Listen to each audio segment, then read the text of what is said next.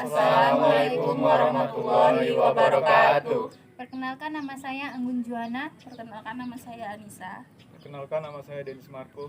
Perkenalkan, nama saya Muhammad Syahputra. Perkenalkan, nama saya Aditya Putrasani.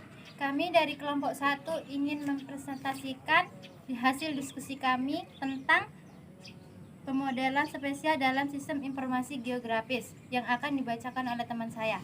Model adalah penyederhanaan atau simplifikasi yang mewakili fenomena atau sistem.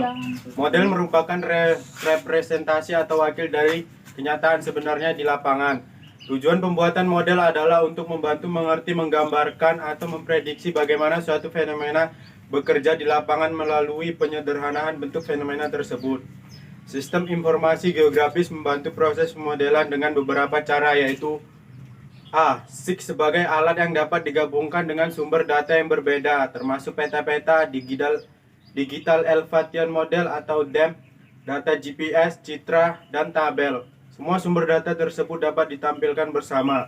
B. Model yang dibuat dengan SIG dapat berupa vektor maupun raster. Pemilihannya bergantung pada sifat model, sumber data, dan algoritma komputerisasi. C. Perbedaan antara model vektor dan raster tidak menghalangi penggunaan SIG untuk kedua tipe data ini dalam proses pemodelan. D. Pemodelan SIG dalam satu program dapat dihubungkan dengan program software komputer lainnya. Terdapat 5 model dalam SIG yang digunakan untuk pemodelan lingkungan dan kewilayahan, yaitu model biner, model indeks, model regresi, model proses, dan model jaringan. A. Model biner.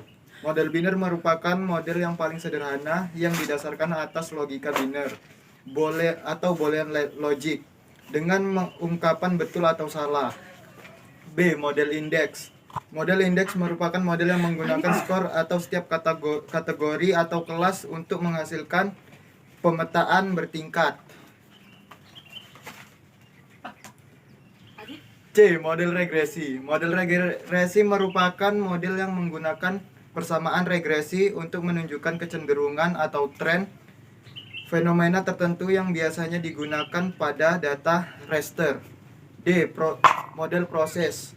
Model proses merupakan model penyederhanaan kenyataan di lapangan melalui persamaan-persamaan atau rumus masalnya untuk mengetahui erosi dengan menggunakan persamaan USLA atau Universal Soil Loss Equation. E. Model jaringan. Model jaringan merupakan model yang hanya dapat digunakan pada data vektor yang memiliki struktur topologis, yaitu titik, garis, dan area. Dalam model jaringan dibuatkan topologis garis yang diisi atas elemen garis yang saling berhubungan.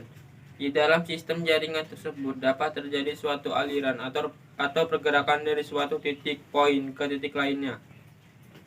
Analisis jaringan digunakan untuk memecahkan masalah jaringan geografis seperti jaringan jalan, jaringan sungai, jaringan pipa, dan jaringan kabel listrik. Analisis jaringan pada sistem jaringan jalan dapat dilakukan berdasarkan basis data pada setiap segmen jalan. Masalah yang dapat dipecahkan dengan menggunakan analisis jaringan antara lain pencarian atau pemilihan rute perjalanan yang efisien, pembuatan petunjuk arah dalam perjalanan, pencarian fasilitas terdekat, matriks biaya asal dan tujuan pergerakan, dan pendefinisian wilayah pelayanan fasilitas tertentu berdasarkan waktu tempuh dan penelusuran alamat. Tujuan dari analisis jaringan adalah dapat menghemat waktu dan biaya dalam proses pergerakan. Contoh pemodelan spasial. Salah satu contoh pemodelan spasial untuk penentuan zonasi rawan kebakaran pemukiman kota adalah dengan menggunakan model indeks. Hal ini karena kebakaran permukiman merupakan salah satu serius di wilayah perkotaan, sehingga harus diupayakan mitigasi bencana kebakaran berupa pemetaan zonasi rawan kebakaran agar upaya penanganannya lebih cepat, tepat, dan meminimalkan korban jiwa dan harta. 1. Peta parameter yang dibutuhkan.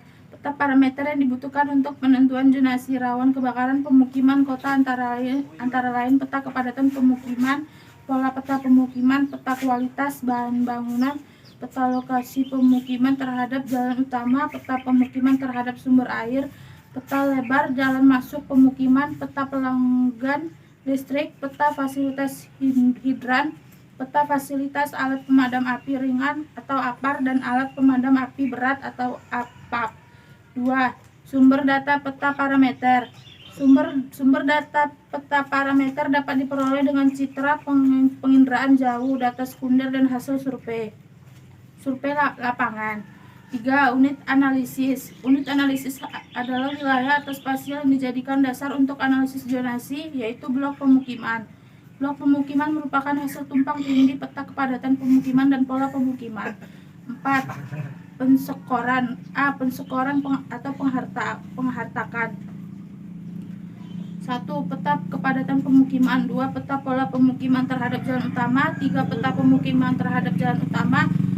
4. Peta kualitas bahan bangunan. 5. Peta pemukiman terhadap sumber air. 6. Peta lebar jalan masuk. 7. Peta pelanggan listrik. 8. Peta fasilitas hidran. 9. Peta fasilitas APAR dan APAP. Sekian video hasil presentasi kami. Apabila ada kesalahan dan kekurangan mohon dimaafkan. Wassalamualaikum warahmatullahi wabarakatuh.